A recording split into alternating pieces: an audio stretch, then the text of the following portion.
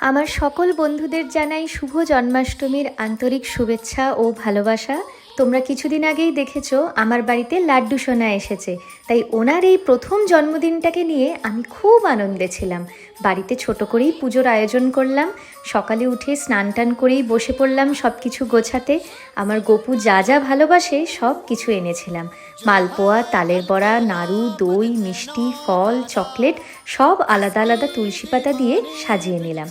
তারপর গপুকে দুধ, গঙ্গা জল দিয়ে স্নান করিয়ে নতুন জামা, পাগড়ি পরিয়ে সাজসজ্জা করালাম, আর সাথে মাথায় চন্দনের তিলক লাগিয়ে সিংহাসনে বসিয়ে দিলাম। এরপর একে একে সব সাজানো পাত্রগুলি আমি নিবেদন করলাম গপুকে। সাথে আমাদের সিংহাসনে বাকি ভগবানদেরও সাজালাম ফুল মিষ্টি দিয়ে। তোমরা কিন্তু অবশ্যই আমাকে জানিও আজ আমার লাড্ডু গোপালকে কেমন লাগছে। ভালো লাগলে একটা লাইক করে দিও। দেখা হচ্ছে খুব তাড়াতাড়ি।